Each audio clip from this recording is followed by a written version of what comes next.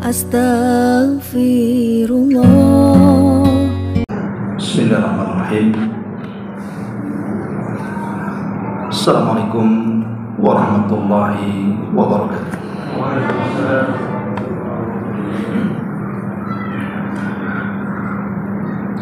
Bismillah wassalatu wassalamu ala rasulillah wa ala alihi wa sahbihi wa mawalah wa la hawla wa la quwwata illa billahi wa ba'd. Terlanjutkan kajian kita masih membahas surah At-Tabarak, dan mudah-mudahan ini pertemuan terakhir karena kita sudah masuk pada ayat ke-26 dan seterusnya. Allah Subhanahu wa taala berfirman, A'udzu billahi minasyaitonir rajim. Falamma ra'au zulfatan si'at wujuhul ladzina kafaru wa qila hadzal ladzi kuntum bihi tad'un. Maka ketika mereka orang-orang kafir itu melihat azab pada hari kiamat yang sudah dekat dengan mereka, wajah-wajah orang-orang kafir itu menjadi muram durja, dan dikatakan kepada mereka, inilah azab yang dahulunya kalian minta.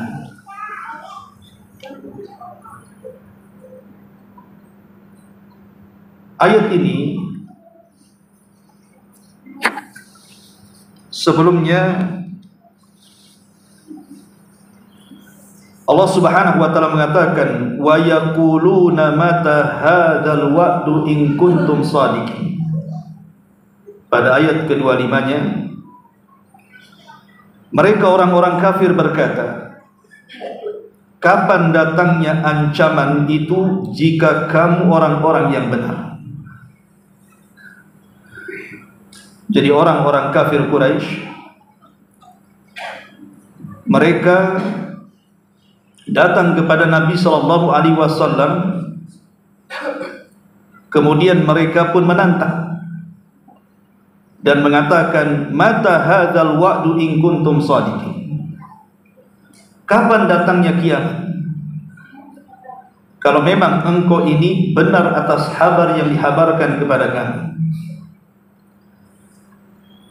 Maka Allah Subhanahu wa taala mengajarkan jawabannya. Qul, katakan ya Muhammad, innamal ilmu indallah wa innama ana nadhirum mubin. Sesungguhnya pengetahuan tentang kiamat itu hanya ada pada Allah saja, dan aku hanyalah seorang pemberi peringatan yang menjelaskan sejelas-jelasnya. Baru kemudian Allah mengatakan, falamma ra'auhu zulfatan si'at wujuhul ladzina kafaru. Maka ketika mereka orang-orang kafir itu betul-betul melihat azab pada hari kiamat yang sudah mendekati mereka, maka wajah-wajah mereka menjadi muram durja. Wakila, dan dikatakan kepada mereka, hadzal ladzi kuntum bihi tad'un. Inilah azab yang dahulu kalian minta, itu sudah ada di hadapan kalian. Ma'asyiral muslimin yang dimuliakan Allah Subhanahu wa taala, kita tahu bahwa kiamat tidak mungkin terjadi kecuali hanya menimpa orang-orang kafir saja. Adapun orang-orang yang beriman, mereka tidak akan merasakan kiamat pada tiupan sangkakala yang pertama. Dan ini bentuk kasih sayang Allah kepada orang-orang yang beriman, sekalipun keimanan mereka hanya sebiji dzar, mereka tidak akan merasakan kiamat. Karena sebelum datangnya kiamat besar itu Allah Subhanahu wa taala kirim azab. angin yang sangat sejuk kemudian menerpa ketiak-ketiak orang-orang yang beriman, walaupun hanya memiliki sebiji darah, kemudian mencabut nyawa-nyawa mereka, sehingga tidak ada yang tersisa kecuali orang-orang kafir. Lalu kiamat yang akan menimpa orang-orang kafir itu kapan? Maka di sini Allah Subhanahu wa taala berfirman, "Qul innamal ilmu indallah." Kiamat itu tidak ada yang tahu kapan terjadinya kecuali Allah Subhanahu wa taala. Jangankan kita orang awam, sekelas Nabi sallallahu alaihi wasallam saja tidak tahu kapan kiamat. Sekelas malaikat Jibril saja tidak tahu kapan kiamat, padahal dua makhluk ini adalah makhluk termulia. Jibril adalah malaikat yang paling mulia di antara para malaikat. Rasul kita Muhammad sallallahu alaihi wasallam manusia paling mulia dari seluruh manusia yang ada. Tapi dua makhluk yang mulia pada kaumnya ini tidak tahu kapan kiamat. Makanya Nabi sallallahu alaihi wasallam ketika bertanya kepada Jibril alaihi salam, ataupun ketika Nabi sallallahu alaihi wasallam diberikan pertanyaan oleh Jibril alaihi salam, kapan kiamat wahai Muhammad? Maka Nabi sallallahu alaihi wasallam mengatakan, mal mas'ulu anha bi'a'lama minas sa'il. Di mana orang yang ditanya tidak lebih paham daripada orang yang bertanya. Artinya aku dan engkau sama-sama tidak tahu kapan kiamat. Bukan berarti Rasul tidak tahu kapan kiamat, Jibril tidak tahu kapan kiamat. Kiamat sama sekali tidak ada. Bahkan kita harus beriman kiamat itu ada. Karena kiamat kecil saja setiap hari kita bisa saksikan. Kematian demi kematian itu artinya kiamat kecil. Kata Nabi sallallahu alaihi wasallam, "Idza mata ahadukum qamat qiyamatuh." Kalau meninggal salah seorang di antara kalian berarti telah tegak kiamat kepadanya. Artinya kiamat kecil ini setiap hari kita bisa saksikan. Kematian demi kematian manusia. Berarti kiamat besar juga akan terjadi. Tetapi kapan terjadinya kita wajib mengimani saja. Karena tidak ada yang tahu kecuali Allah Subhanahu wa ta'ala. Tapi orang-orang kafir, khususnya ketika turunnya ayat ini, orang-orang kafir Quraisy, mereka mempertanyakan soal ini kepada Nabi sallallahu alaihi wasallam tentang terjadinya kiamat. Setelah Nabi SAW menjelaskan dengan membacakan ayat-ayat Al-Quran, tetap saja mereka ingkar. Mereka tidak yakin adanya kiamat. Makanya kemudian mereka mengatakan, mata hadzal wa'du in kuntum shadiqin. Kapan datangnya ancaman itu jika engkau orang benar wahai Muhammad? Maka Rasul mengatakan, kul innamal ilmu indallah. Peristiwa kiamat itu tidak ada yang tahu kejadiannya kecuali Allah. Innama wa innama ana nadhirum mubin. Saya ini hanya memperingatkan saja. Kemudian Allah Subhanahu wa taala menggambarkan tentang penyesalan orang-orang kafir. Ketika betul-betul kiamat itu telah dekat kepada mereka, kehancuran itu sudah dekat dengan mereka, mereka pun baru menyesal. Berarti apa yang mereka minta itu menjadi sebuah kenyataan. Di sini Allah Subhanahu wa taala mengatakan, falamma ra'auhu zulfatan. Maka ketika mereka betul-betul melihat azab pada hari kiamat sudah dekat dengan mereka, si'at wujuhul ladzina kafar. Maka orang-orang kafir wajah-wajah mereka menjadi muram durja. Disinilah Allah katakan, wa qila hadzal ladzi kuntum bihi tad'un. Inilah azab yang dahulu kalian minta. Ma'asyiral muslimin yang dimuliakan Allah Azza wa Jalla, maksudnya orang-orang kafir ini baru sadar bahwa hari kiamat sudah dekat dan azab akan segera menimpa kepada mereka. Bahkan Allah Subhanahu wa taala menjelaskan bagaimana kondisi wajah mereka kelak pada hari kiamat, di mana wajah-wajah mereka menjadi muram karena apa yang selama ini mereka anggap tidak akan terjadi, rupanya terjadi. Itulah yang kemudian juga digambarkan oleh Allah Subhanahu wa taala dalam surah Al-Qiyamah, wujuhu yawma idzin basirah tadhunnu an yuf'ala biha faqirah. Di mana wajah-wajah orang kafir itu pada hari itu menjadi muram. Mereka yakin bahwa akan ditimpakan kepada mereka malapetaka yang sangat besar kepada mereka. Dari sini Allah Subhanahu wa taala menjelaskan tentang penyesalan yang hebat dari orang-orang kafir. Dilihat dari wajah-wajah mereka. Wajah mereka menjadi pucat, menjadi muram, dan tampak penyesalan dari wajahnya. Ma'asyiral muslimin yang dimuliakan Allah Subhanahu wa taala. Dan ini adalah permulaan dari wajah-wajah mereka. Jadi saat mereka melihat azab sudah dekat dengan mereka, kiamat sudah akan datang kepada mereka, mulailah kemudian murung wajah mereka. Dan kelak pada hari kiamat, wajah-wajah mereka akan terhina dan dihinakan Allah Subhanahu wa taala. Wujuhu yawma idzin khasyiyah. Banyak pada hari kiamat muka-muka mereka tertunduk hina di hadapan Allah Subhanahu wa taala. Apakah kemudian sampai di situ? Tidak. Bahkan Allah Subhanahu wa taala akan menghitamkan wajah-wajah mereka. Di mana Allah Subhanahu wa taala mengatakan di dalam Al-Qur'an, yauma taswaddu wujuh. Pada hari itu ada wajah-wajah yang hitam kelam. Itulah wajahnya orang-orang kafir. Kenapa? Karena wajah mereka akan dilahap api neraka. Talfahu wujuhahumun nar wa hum fiha kalihun.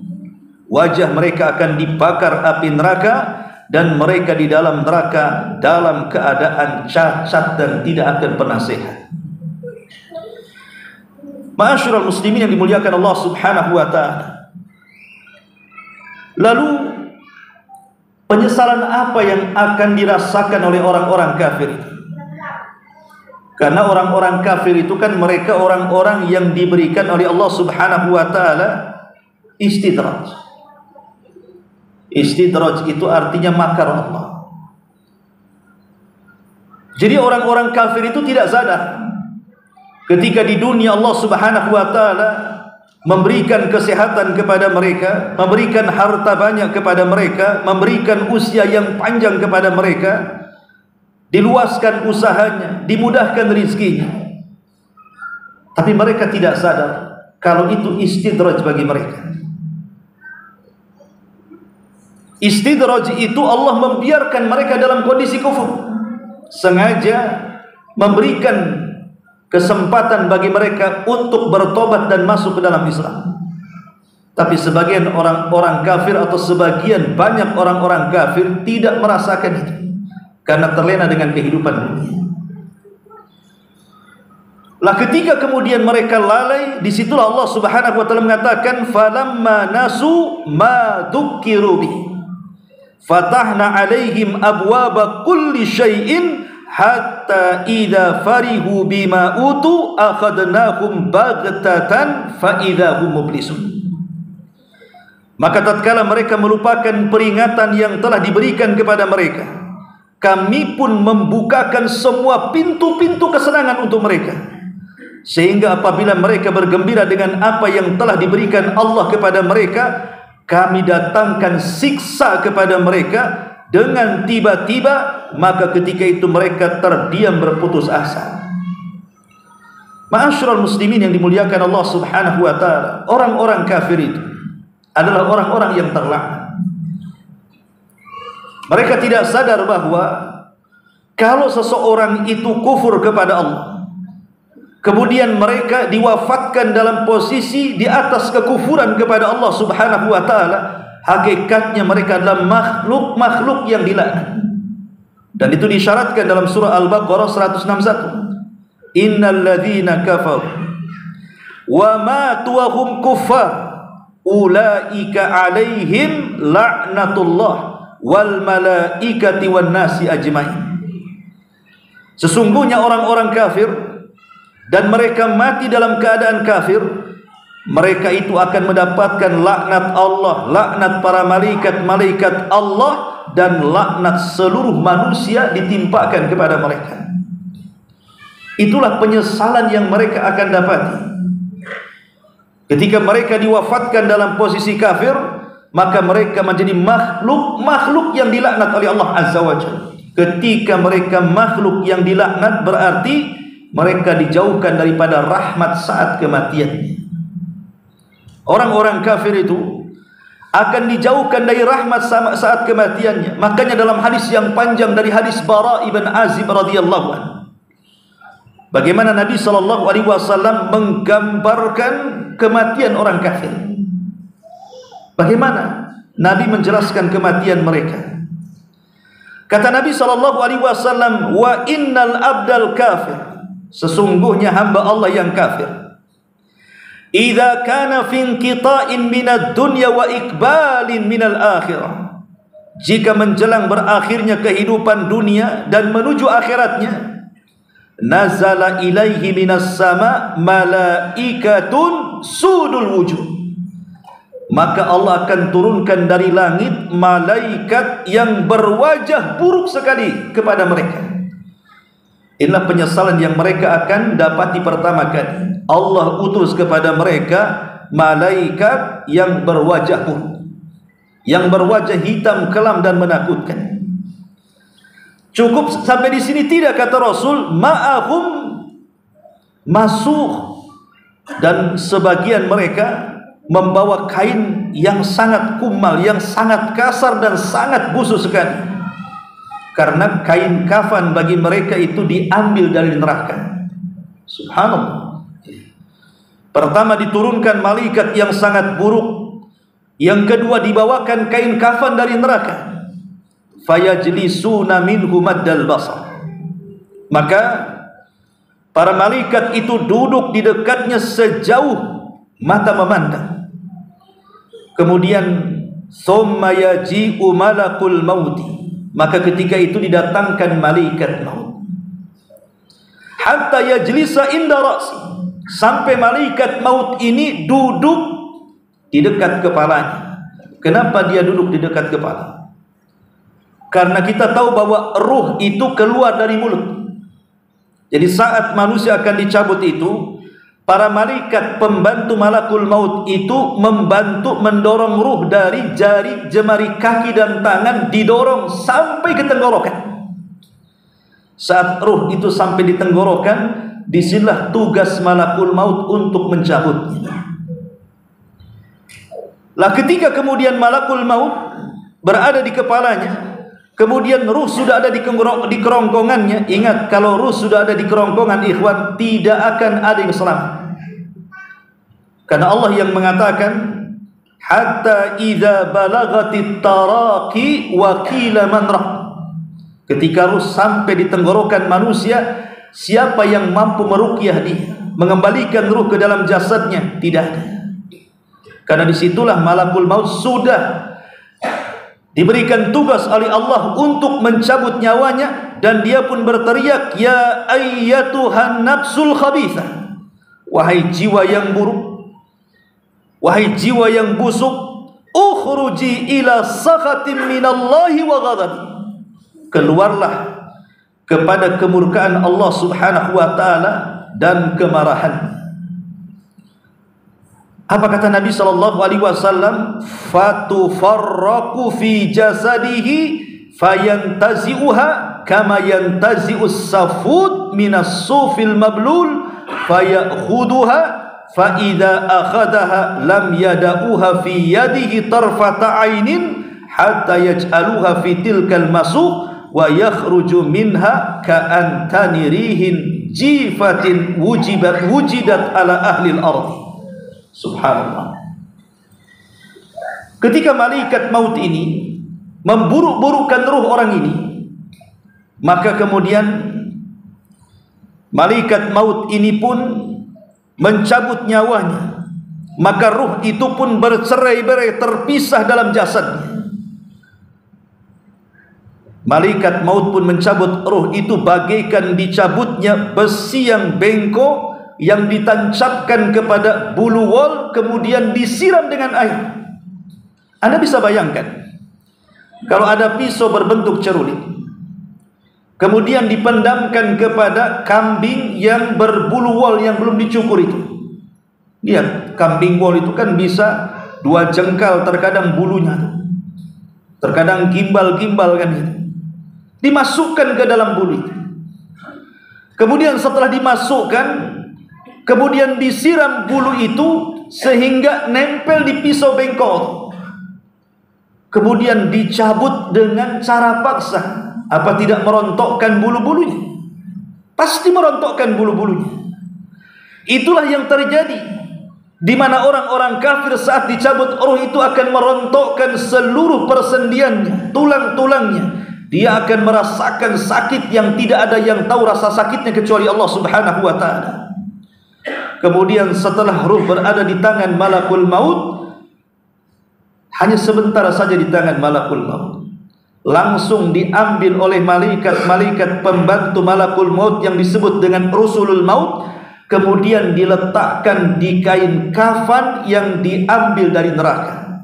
Tiba-tiba yang terjadi apa? Keluarlah bau busuk yang luar biasa yang tercium dari dalam kafan itu. Na'udzubillah.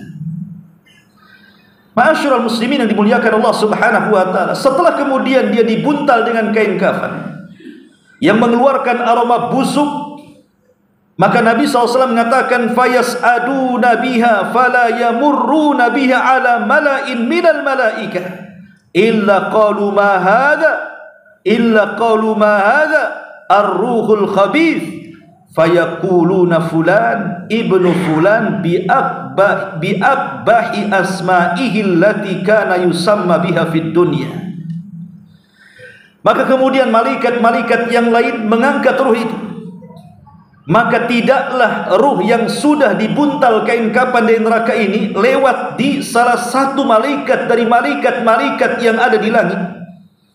Semua malaikat mencaci maki ruh ini karena memiliki bau busuk yang luar biasa, dan mengatakan, ma hadzal ruhul khabith, ruh siapa yang busuk ini, ruh siapa yang bau ini? Maka sebagian malaikat mengatakan, itu ruhnya fulan ibnu fulan.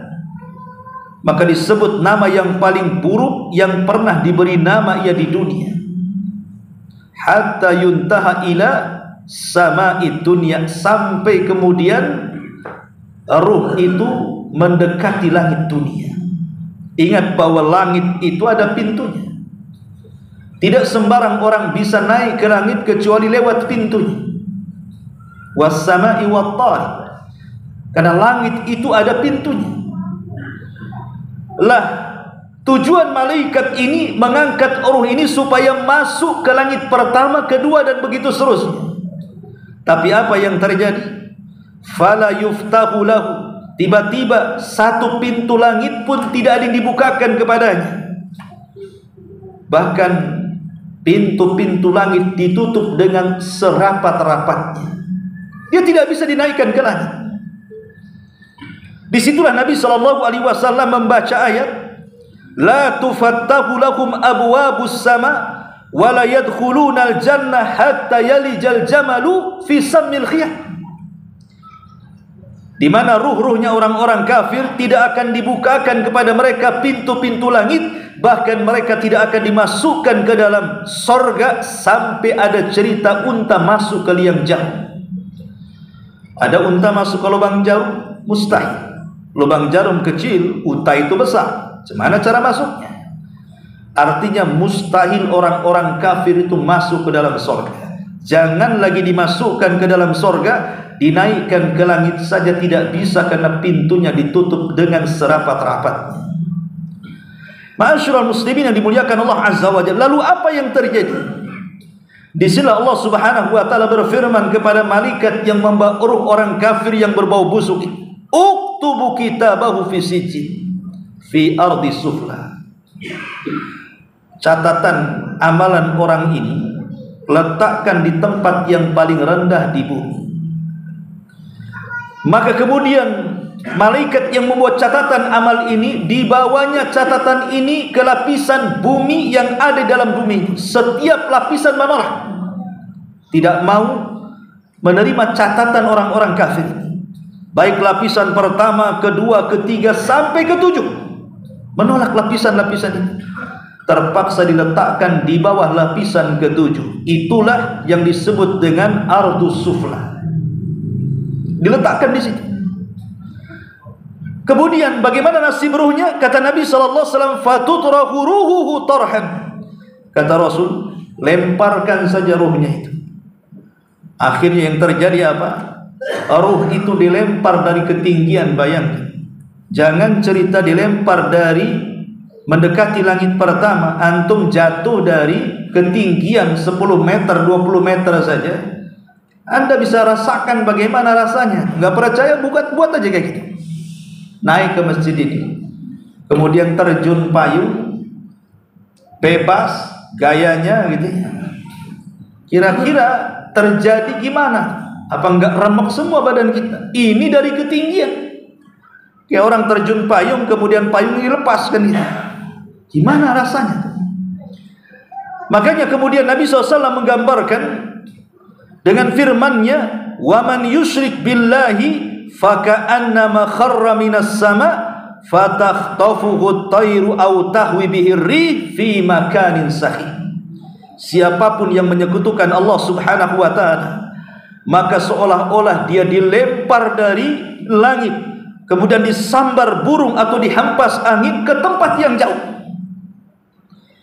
Kemudian setelah ruh itu menyatu kembali dengan badannya, maka badan itu merasakan yang luar biasa dari sakit yang tidak ada yang tahu kecuali rasanya. Bayangkan, ruh ini jatuh dari ketinggian masuk ke dalam jasadnya. Kita tahu bahwa jasad ini merasakan apa yang dirasakan ruh.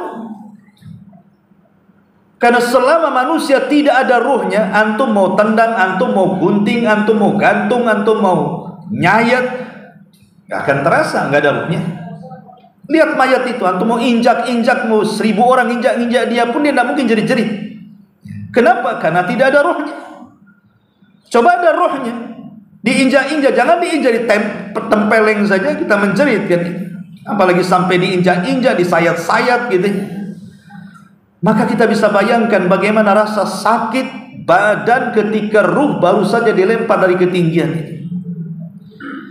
Makanya kemudian Nabi mengatakan fatu'adu ruhuhu fi jasadihi, maka ruhnya dikembalikan ke dalam jasadnya. Wa ya'tihi malakani fayujlisani, tiba-tiba 2 malaikat mungkar datang memaksa menundukkan dalam posisi sakit yang luar biasa, baru jatuh dari ketinggian. Tiba-tiba dia dibentak oleh Munkar dan Nakir dan mengatakan, "Man rabbuk?" Siapa Rabb? "Man rabbuk?" Siapa Rabb? Secara otomatis maka dia ketakutan. Sudah merasakan sakit yang belum hilang, tiba-tiba dibentak. Makanya dia hanya mengatakan, "Ha la adri." Aku tidak tahu dan aku tidak tahu. Kemudian malaikat Munkar dan Nakir bertanya lagi, "Wa madinuk?" Apa agama? Dia pun sekali lagi mengatakan, "Ha la adri." Aku tidak tahu, aku tidak tahu. Kemudian Munkar dan Nakir bertanya lagi, "Ma hadzal rajul alladzi bu'itsa fikum?" Tahukah orang yang telah diutus kepada kalian? Maksudnya Rasulullah. Tapi sekali lagi dia mengatakan, "Ha la adri." Aku tidak tahu dan tidak tahu. Lihat bagaimana orang-orang kafir disiksa sedemikian rupa. Maka ketika kemudian dia terus mengatakan tidak tahu, fayunadi munadin minas sama, Allah kirim pemanggil dari langit, kemudian mengatakan, "Angkadzaba 'abdi, hambaku memang seorang pendusta." Kalau begitu, fafrishu lahu minan nar, bentangkan tikar dari neraka. Waftahu lahu baban minan nar, buka pintu-pintu neraka, kemudian masukkan hawa panas ke dalam kuburnya. Fayatihi min harriha wa sumumiha, masuklah angin yang panas dari neraka dan racun-racunnya. wa yudayyaku alaihi qabruh, tiba-tiba kuburnya disempitkan sesempit-sempitnya sehingga kemudian menggencet orang ini hatta takhtalifa fihi adla'uhu, sampai seluruh tulang belulangnya, persendiannya retak, lepas, patah. Wa ya'tihi rajulun qabihul wajhi qabihul thiyab muntinur rihi, tiba-tiba setelah dia dalam posisi diazab sedemikian rupa, didatangkan laki-laki yang buruk rupa, buruk pakaiannya, busuk baunya. Fayaqul, kemudian dia mengatakan, abshir billadhi yasu'uka hadha yaumuka alladhi kunta tu'ad. Bergembiralah, inilah hari yang sudah ditunggu-tunggu kepadamu, yang sudah dijanjikan kepadamu, yang kau minta bahwa tidak ada kiamat. Inilah hari yang kau minta, yang kujanjikan kepadamu. Fayaqul, maka dia mengatakan, man anta, siapa kamu? Kenapa engkau menakut-nakuti aku? Kemudian dia mengatakan, ana amalukal khabith, sayalah amal burukmu.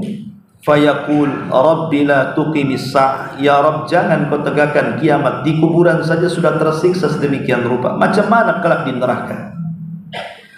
Gambaran hadis ini, ikhwatu fillah, muliakan Allah Subhanahu wa taala, merupakan gambaran yang digambarkan Nabi sallallahu alaihi wasallam akan penyesalan yang akan menimpa orang kafir. Itu di kuburan. Makanya orang-orang kafir itu saat di kuburan, mereka akan terus berteriak dan mengatakan, Rabbirji'uni, Rabbirji'uni, ya Allah, kembalikan aku ke dunia. Rabbirji'uni, kembalikan aku ke dunia. Tapi apalah kemudian teriakan-teriakan mereka, penyesalan-penyesalan mereka, guna tidak. Walaupun mereka mengatakan, laula akhartani ila ajalin qarib fa asaddaqa wa akum minas salihin, ya Rabb, kalau engkau hidupkan aku sesaat saja ke dunia, tentu aku akan bersedekah dan aku akan menjadi orang yang baik. Dia minta 3 soalan kepada Allah. Pertama, dia berjanji akan bersedekah. Yang kedua, dia berjanji akan menjadi orang baik. Yang ketiga, berjanji akan menjadi ahli ibadah. Lalu apa penyesalan mereka? Apakah kemudian bermanfaat? Tidak. Orang kalau sudah masuk ke liang lahat, kemudian ganti alam dari alam dunia ke alam barzah, maka sudah terdindingi antara alam barzah dengan alam dunia. Allah mengatakan, wa min waraihi barzakhun ila yaumi yub'atsun. Di belakang mereka ada dinding pemisah dan mereka tidak akan keluar sampai hari dibangkitkan. Itu yang disebut dengan alam barzah. Barzah itu artinya dinding yang memisahkan alam kubur dengan alam dunia. Makanya lihat bagaimana Allah menggambarkan Fir'aun ketika dia menghadapi kematian saat ditenggelamkan Allah Subhanahu wa taala, hatta idza adrakahul gharq, hingga bila Fir'aun itu hampir ditenggelamkan oleh Allah Subhanahu wa taala, qala, dia mengatakan, amantu annahu la ilaha illa alladhi amanat bihi banu Israil. Ya Rabb, aku beriman bahwa tidak ada Rabb yang berhak diibadahi melainkan Rabb yang dipercaya oleh Bani Israel. Fir'aun baru menyesal saat kematian. Kenapa dia menjadi orang kufur? Bahkan orang yang paling kufur, yang menganggap dirinya Tuhan selain Allah dan mengatakan, ana rabbukumul a'la. Tapi saat kematiannya, baru dia menyesal, baru dia murung wajahnya, dan dia pun berjanji akan beriman kepada Allah Subhanahu wa taala dan mengatakan, wa ana minal muslimin, aku akan menjadi orang Islam. Tapi Allah Subhanahu wa taala katakan, al-an wa qad asaita qablu, sekarang ku akan beriman wahai Fir'aun, padahal sebelumnya engkau orang yang paling kafir. Sudah telat. Wa kunta minal mufsidin, karena engkau termasuk orang-orang yang berbuat kerusakan. Ma'asyiral muslimin yang dimuliakan Allah Subhanahu wa taala, ini baru di kuburan, di mana wajah-wajah orang-orang kafir itu sudah tertunduk murang durja dan mereka merasa menyesal. Bagaimana kalau seandainya kemudian datang kiamat yang kedua, yang dimaksud dengan tiupan sangkakala yang kedua, terjadilah kebangkitan pada hari kiamat. maka mereka pun betul-betul akan menyesal saat dibangkitkan, dan mereka mengatakan, ya wailana man ba'athana min marqadina. Duhai celaka, siapakah yang membangkitkan kami dari tempat tidur-tidur kami? Karena kita tahu bahwa dari tiupan sangkakala pertama ke tiupan ke sangkakala kedua, disinilah terputus azab kubur. Jadi azab kubur itu terputus. Lah jarak antara tiupan sangkakala pertama ke sangkakala kedua itu kan 40. Menurut riwayat Abi Hurairah radhiyallahu anhu. Tapi tidak dijelaskan apakah 40 hari, 40 bulan, 40 tahun, wallahu a'lam. Tapi di sini terhenti azab kubur. Sehingga orang-orang kafir yang tadinya diazab seumur hidup mereka menunggu kiamat dibangkitkan, setelah kiamat dibangkitkan mereka pun ditidurkan. Bukan mereka akan mendapatkan kesenangan, tidak, karena menunggu tiupan sangkakala kebangkitan. Ketika mereka sudah merasa tidak akan dibangunkan kembali, tiba-tiba dibangunkan kembali. Disitulah mereka mengatakan, ya wailana man ba'athana min marqadina. Celaka kami, siapa yang membangkitkan kami dari tempat-tempat tidur kami? Maka Allah katakan, ma hadza ma wa'adar rahman wa sadaqal mursalun. Inilah yang dijanjikan Allah yang Maha Pengasih, dan benarlah ucapan para rasul itu. Ma'asyiral muslimin yang dimuliakan Allah Subhanahu wa taala, setelah mereka dibangkitkan, kemudian mereka dibangkitkan sesuai dengan kematian mereka. Kalau mereka mati bunuh diri, maka dibangkitkan seperti itu. Sehingga macam-macam manusia itu dibangkitkan. Ada yang ketika di dunia besar karena kesombongannya, tapi di akhirat dikecilkan seperti semut. Al-jaza min jinsil amal. Ada yang mereng jalan, ada yang kemudian buta matanya, sehingga dia mengatakan, Rabbi lima hasyartani a'ma wa qad kuntu basira. Ya Rabb, kenapa engkau bangkitkan aku dalam kondisi buta, padahal dulu di dunia aku melihat? Maka Allah mengatakan, ya begitulah, aku bangkitkan engkau dalam keadaan buta karena semasa engkau hidup di dunia engkau melupakan aku. Sekarang aku lupakan engkau. Macam-macam manusia dibangkitkan, sampai pada waktunya ikhwatu fiddin, tiba-tiba Jahannam digeret oleh 70.000 malaikat. Digeret oleh 70.000 malaikat itu satu tali kekang. Padahal Jahannam itu memiliki 70.000 tali kekang. Setiap tali kekangnya digeret oleh 70.000 malaikat. Besar sekali Jahannam itu.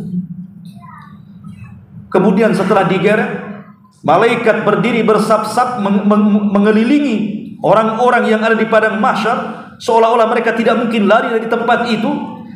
Kemudian Allah memperlihatkan neraka. Belum masuk ke neraka, sudah diperlihatkan ke neraka. Waji'a yauma idzin bi jahannam. Pada hari itu Jahannam didatangkan di hadapan mereka. Apa yang mereka katakan orang-orang kafir? Allah katakan, walau tara, dalam surah As-Sajdah Allah mengatakan dalam ayat 12, walau tara idil mujrimuna nakisu ru'usihim inda rabbihim Rabbana absarna wa sami'na farji'na na'mal salihan inna muqin. Dan alangkah ngerinya kata Allah, jika sekiranya kamu melihat ketika orang-orang kafir itu menundukkan kepala-kepala mereka, wajah-wajah mereka di hadapan Rabbnya dengan sangat terhina, wajah mereka sangat muram durja, menyesal. Kemudian mereka mengatakan, ya Rabb kami telah melihat. Sekarang mereka sudah melihat Jahannam di hadapan mereka, dan mendengar bagaimana gemuruh Jahannam. Karena di dunia itu kan mereka tidak pernah melihat neraka, tidak pernah melihat gemuruhnya, tidak pernah mendengar gemuruhnya Jahannam. Sehingga mereka tenang-tenang saja di dunia. Mereka pun masuk pada istidraj. Sengaja kemudian Allah mengulur-ulurkan kesenangan mereka. Mereka terlena dengan dunia. Sekarang mereka melihat dengan kepala mereka. Sehingga mereka mengatakan, Rabbana absarna, ya Allah kami sudah melihat Jahannam itu. Wa sami'na, kami sudah mendengar gemuruhnya. Farjina na'mal salihan, bisa enggak kau kembalikan kami ke dunia? Ya, mereka minta dikembalikan ke dunia. Untuk apa? Na'mal salihan inna muqinun. Kami akan betul-betul beramal saleh dan kami sekarang yakin adanya neraka. Nah, di dunia kemana saja? Kenapa tidak yakin adanya neraka? Mereka pun mulai menyesal. Sehingga Allah Subhanahu wa taala katakan, walau tara idh wuqifu 'alan nar. Dan jika kamu melihat ketika mereka dihadapkan ke dalam neraka, faqalu, mereka mengatakan, ya laitana nuraddu wa la nukadzib bi ayati rabbina wa nakuna minal mu'minin. Mereka mengatakan, sekiranya kami dikembalikan ke dunia dan tidak mendustakan ayat-ayat Rabb kami, serta kami akan menjadi orang-orang yang beriman. Lihat mereka terus menyesal dan menyesal. Tapi apa gunanya mereka menyesal? Wajah mereka sudah muram, dan sementara mereka akan menghadapi wajah-wajah yang hitam karena kekafiran mereka, dan mereka akan dibakar di neraka. Ketika betul-betul Allah Subhanahu wa taala melemparkan ke neraka, apa yang terjadi? Mereka menjerit-jerit kesakitan. Wahum yastarihuna fiha. Mereka pun berteriak-teriak karena kesakitan. Kemudian mereka terus meminta kepada Allah, Rabbana akhrijna, ya Allah, keluarkan kami dari neraka, kembalikan kami ke dunia. Na'mal salihan ghairal ladzi kunna na'mal. Kami akan berjanji beramal saleh. Memang kami dulu tidak pernah beramal saleh. Kami sekarang akan berjanji. Mungkin, mustahil. Makanya Allah katakan, awalam nu'ammirkum ma yatadzakkaru fihi man tadzakkara. Dulu aku di dunia sudah memberikan usia yang panjang kepadamu. Kemanakan usia itu? Sekarang kau ingin balik ke dunia. Ma'asyiral muslimin yang dimuliakan Allah Subhanahu wa taala, akhirnya mereka pun minta syafaat. Yauma ya'ti ta'wiluhu wa yaqulu alladziina nasuhu min qablu qad ja'at rusulu rabbina bil haqq fahal lana min syufa'a. Fahal lana min syufa'a ya Rabb. Adakah yang bisa menolong kami? Tidak ada yang akan menolong orang-orang kafir, sebab orang-orang kafir mereka akan dimasukkan neraka dan akan dikekalkan di dalamnya, sampai mereka kemudian meminta kepada penjaga-penjaga neraka dan mengatakan, bisa enggak kalian keluarkan kami dari neraka? Tapi penjaga neraka mengatakan, ikhsa'u fiha la tukallim. Sudah diam, jangan bicara, engkau akan kekal di dalam. Akhirnya kemudian mereka mencari pemimpin penjaga neraka. Siapa? Malaikat Malik. Itulah pemimpin neraka. Mereka datang kepada malaikat Malik dan mengatakan, ya Malik, liyaqdiya alaina rabbuk. Wahai Malik, mintalah kepada Allah, binasakan kami sajalah. Tidak usah kami hidup lagi, matikan saja kami di neraka. Tapi malaikat Malik mengatakan, qala innakum makithun. Oh, tidak bisa, kalian akan tetap seperti itu di neraka. Subhanallah. Sampai akhirnya jendela-jendela neraka itu ditampakkan jendela-jendela sorga, karena sorga neraka itu berhadap-hadapan, di mana penduduk sorga mampu dari jendelanya melihat penduduk neraka, dan penduduk neraka pun mampu melihat penduduk sorga. Disitulah kemudian penduduk neraka mengatakan, wa nada ashabun nar ashabal jannah. Berteriaklah penduduk neraka kepada penduduk sorga, an afidu alaina minal mah au mimma razaqakumullah. Berikanlah untuk kami setetes air yang Allah berikan kepada kalian. Berikanlah makanan kepada kami yang Allah telah rizkikan kepada kalian. Tapi penduduk sorga malah mengejek penduduk neraka dan mengatakan, qalu innallaha harramahuma 'alal kafirin. Oh, sorry, Allah sudah mengharamkan untuk kalian, tidak bisa. Ma'asyiral muslimin yang dimuliakan Allah Subhanahu wa taala, lihat bagaimana di sini gambaran penyesalan orang-orang kafir yang ketika di dunia mereka mengingkari tentang adanya kiamat.